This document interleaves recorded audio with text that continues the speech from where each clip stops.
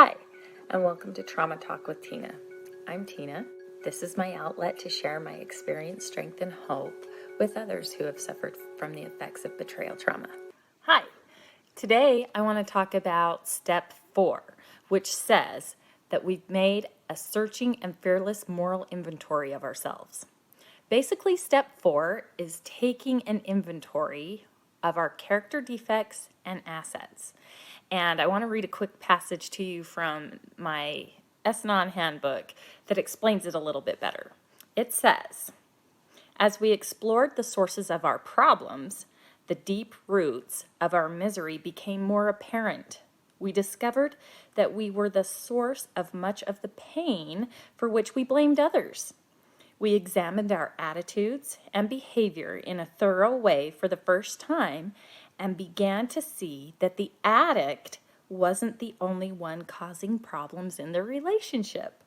We were willing to search out, spend some time, and be thorough with ourselves. Now, this is where a lot of us in the beginning get really frustrated and maybe angry because a lot of us betrayed, we feel, especially in the beginning, we feel like, wait a minute, I'm in this situation because of the addict in my life. If the addict in my life hadn't have done all of these horrible things like lying to me, gaslighting me, hurting me, going behind my back, living a double life, if all of those things had not happened, I wouldn't be here. I wasn't the one that made all the problems in our marriage. He hurt me, right? Which, totally valid, completely valid, and totally normal response of feelings as well. But the problem is that I can't control the addict in my life. And because I can't control the addict in my life, the only person that I can and should focus on is myself. So I really struggled with this, and I want to tell a personal story real quick. As I was starting to work step 4, I made a T-chart. Character defects on one side, character assets on another. And I was very upset with my life totally crumbling. But I did want to know, okay, what part of this did I play? What part in this whole chaos of my life and marriage, what did I do? And so I wrote down, I would say, probably 30 character defects. And I probably could have gone on. 30 character defects of just selfishness and jealousy and things like that. And they say, then I found out later, they say that only write down 12. Because if you write down more than 12, you're being too hard on yourself. But I really wanted to get to the root of the problem too. And when I got to the assets, I only wrote down maybe 10. But I was okay with that because I wanted to know what I did, what was my part. But in this same process, I was also frustrated because I couldn't control my husband, and I prayed and cried on the floor. I rolled around just crying and screaming, why did this happen to me? I did everything right. I am a loyal wife, and I do the best that I can every day. I live the commandments. I do my best to treat others good, and I felt like I was doing everything that I could do. So why did I still end up in this situation? And I was crying, and I turned to real resentment and talking to my higher power, saying, he did this to me. The addict in my life did this to me. Why don't you smite him or change him? Or why don't you take care of him? Why do I have to change? He needs to change. And I was really, really angry and crying. And my higher power stepped in. And I only got like a few words as an answer. But as those words came, I felt like a deep hug of warmth and peace came over me, just flooded over me, and my tears of pain turned to tears of appreciation and joy of knowing that my higher power is there for me. And the words that I heard in my mind were, Tina, First of all, knowing that he knows my name, Tina, it's not about him, the addict in my life. It's about you. And the love and peace that I felt like prohibited me from arguing. And that love just overwhelmed me, and I wanted so much to just reach out to my higher power and hug him back, but I translated that message in my mind, which said to me, my higher power wants me to learn from this. My higher power is very keen and knowledgeable about what I need, and that he will take care of the addict in my life, not my job.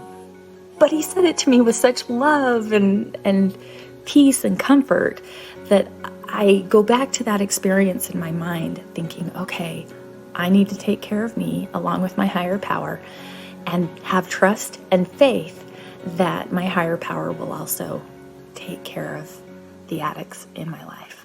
And I say addicts because I have an ex-husband as well who was the first one to hurt me and start the betrayal trauma in my life 20 years ago. And because I have a son with him, he's still sort of in my life. So higher power, and have trust and faith that my higher power will also take care of the addicts in my life. And I say addicts because I have an ex-husband as well who was the first one to hurt me and start the betrayal trauma in my life 20 years ago. And because I have a son with him, he's still sort of in my life. So, but it was really awesome that my higher power is there. He recognized me and he showed up for me. And I know that if he could take that time to show up for me, that he he shows up for all of his children. So because of that beautiful experience that I had with my higher power, I had more strength and courage to do step 4. Now, in a lot of that, in Al-Anon or S-Anon books, they have questions to help guide you in the process of making a moral inventory of yourself. But there are also tons of charts and graphs and templates online. Just Google 4th step inventory or fear inventory, behavior inventory, resentment inventory. This is a chance for us to really break down the resentments and fears in our life. Because what I found after listing like 30 character defects, one of the questions in the book asks, what are the 3 main defects that you struggle with? And I realized it was shame, fear, and resentment. And so there are tons of templates out there to help you track those things. And the best template that I had for fear was all it asked over and over and over again. And it was like a table. It says, what fear do you have? And you describe it. Why do I have this fear? Why do I have that fear? Why do I have that fear? And after I tracked it back and back and back, I realized all of my fear is founded on low self-worth, that I don't believe that I deserve love, companionship, that I'm not worthy of anything good in my life. Well, if I truly don't feel like I'm worthy of anything good in life, how am I going to show up? I'm going to show up like a victim. I'm going to show up like a martyr. I'm going to show up blaming and whining and complaining. And that was another character defect that I saw a lot, was that I complained a lot. And those are all victimy things, right? And so I was like, these character defects are not helping me. I had one sponsee tell me, hey, I don't feel bad about these character defects. Am I supposed to feel guilty? Because I don't. And I was like, well, I don't necessarily think writing down the character defects are to make us feel guilty, as to show us the patterns of character defects that we go to and use, and they create patterns of behavior that don't help us. They don't help us in our relationships with coworkers, family members, friends. And that, hey, if these things don't help us to live a good, fulfilling life, or as Brene Brown would say, a wholehearted life, these character defects don't help us live a wholehearted life. So why don't we get rid of them, right? So then the assets help us to remember that we're not as bad as we think we are. So don't forget to write down your character assets. You can say humble things about yourself. You don't have to get all egotistical about it. But I wrote down some assets, and if I wondered if I had that character asset or not, I tried to think of a time that I exhibited that character asset. Think of a story, and then it'll help you to go, yeah, I do have that character asset. So, and that helps me to remember that I'm not all bad. Another template that was good for me was the resentment inventory. And resentments that I carried, I found as I tracked it back and back and back. Well, why do I have this resentment? What happened? A lot of times it's based in the trauma that we feel. Again, we're feeling victim-y. And yes, we have been victimized, but we need to get out of that. We need to rise up above that somehow. And we need to go through the feelings. We need to go through the feelings to get out to the other side so that we understand what happened and how we can improve those patterns in our life to become better and have better experiences in life. I'd like to share another quick passage from step 4. It says, this step is about an honest examination of our true nature, good and bad, a process of self-discovery guided by our higher power. This process can be painful at times, particularly when we see that we, not others, are often the source of many of our problems. On the other hand, it is rewarding and enlightening to see the personal strengths that our inventory reveals. And this was a big revelation for me, that I really did and do have more power and control over myself in my life than I thought I had. I had been reacting to what other people were doing in my life, which, yeah, that would make me feel very victim-y, right? And so if I could set up boundaries and patterns of behavior that I could respond to better in my life and be more proactive, then I would feel more empowered and in control of my life. And I'm so thankful for a sponsor that also helped guide me through this step. She helped me to see when I was being too hard on myself, and she also taught me that self-compassion is totally needed when doing step 4. One last little tidbit before I go.